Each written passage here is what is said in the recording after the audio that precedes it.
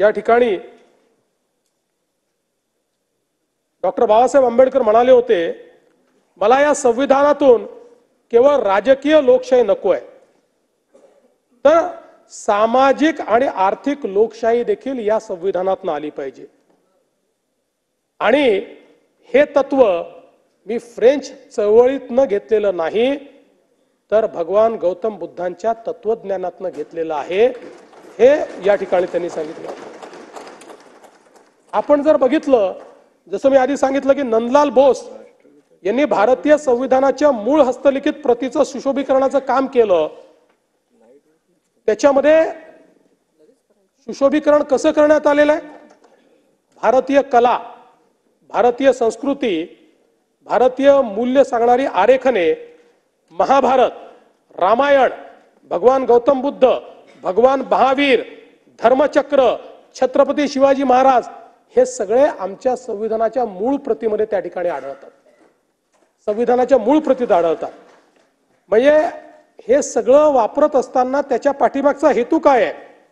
केवळ सुशोभीकरण हा त्याचा आहे, तर भारतीय संस्कृती आणि भारतीय पारंपरिक ज्ञान या दोन गोष्टीचा सन्मान करणारं हे संविधान आहे.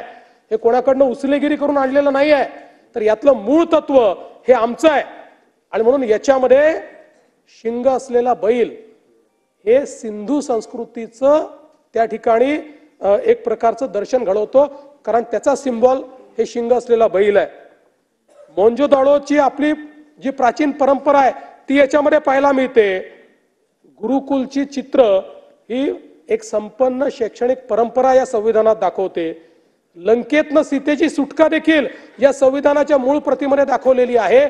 आणि ती याकरता दाखवलेली आहे की त्यातनं आम्हाला नारी सन्मानाकरता या संविधानाचा वापर करायचा आहे, हे त्यातनं अभिप्रेत करण्यात आलेलं आहे. आणि जिथे डायरेक्टिव्ह प्रिन्सिपल्स ऑफ स्टेट पॉलिसीचा चॅप्टर आहे, तिथे गीतोपदेश, गीतेचा उपदेश देखील याच संविधानात दाखवण्यात आलेला आहे. आणि म्हणून या तत्वांवर उभं राहिलेलं हे संविधान आहे. या संविधानानं आपल्याला दिलेली सगळ्यात मोठी जर कुठली ठेव असेल तर ती लोकशाही आहे.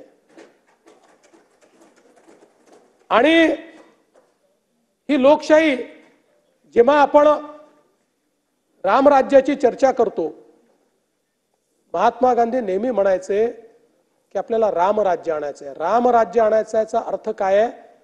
रामराज्य आणायचा अर्थ असा आहे, समाजातला शेवटचा जो व्यक्ती आहे त्या शेवटच्या व्यक्तीचंही राजा जेव्हा ऐकतो, राजा जेव्हा भेदभाव करत नाही, त्याला रामराज्य म्हणतात. समाजातल्या प्रत्येक व्यक्तीला समानतेने जगवतो, त्याला रामराज्य म्हणतात. समाजातल्या छोट्या छोट्या लोकांना एकत्रित करून त्यांच्यातलं पौरुष जागृत करून जेव्हा त्यांना शक्ती राजा देतो, त्याला रामराज्य म्हणतात. ते रामराज्य. आणि खरं म्हणजे अनेक लोक लोकशाही सांगतात, इकडनं आली तिकडनं आली, पण ही लोकशाही या भारतातलीच. या भारतामध्ये कुठल्याही देशापेक्षा आधी लोकशाही होती. आपल्याला माहिती आहे की महात्मा बसवण्णा यांनी जो अनुभव मंटपम या ठिकाणी सुरू केला होता, ते लोकशाहीचं प्रतीक होतं. आमच्या अगदी पाटलीपुत्रामध्ये देखील त्या काळामध्ये आपल्याला लोकशाहीची गणराज्य त्या ठिकाणी दिसतात. त्यामुळे ही लोकशाही भारतरत्न डॉक्टर बाबासाहेब आंबेडकरांनी या ठिकाणी आणली. आणि त्याच्यावर ते काय म्हणतात? It is not that the India did not know what democracy is. There was a time when India was studded with republics, and even where there were monarchies, they were either elected or limited.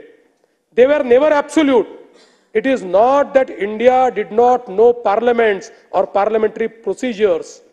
A study of Buddhist Bhikshu Sanghas discloses that not only there were parliaments for the Sanghas, but the Sanghas knew and observed all the rules of parliamentary procedures known to the modern times.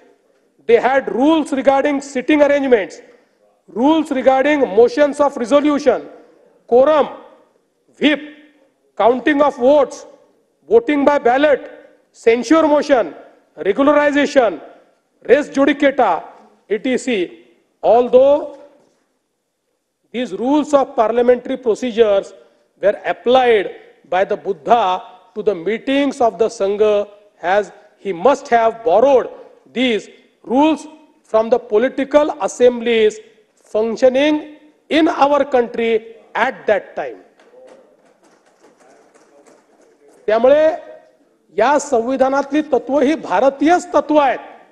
कारण अनेक लोक सांगतात आणि काही लोक तर अगदी सहज म्हणतात की हे भारताचं संविधान 10-20 देशाच्या संविधानातलं बॉरो केलेलं संविधान नाही, हे पूर्णपणे शुद्ध भारतीय तत्वांवर तयार केलेलं संविधान आहे. संविधान सभेमध्ये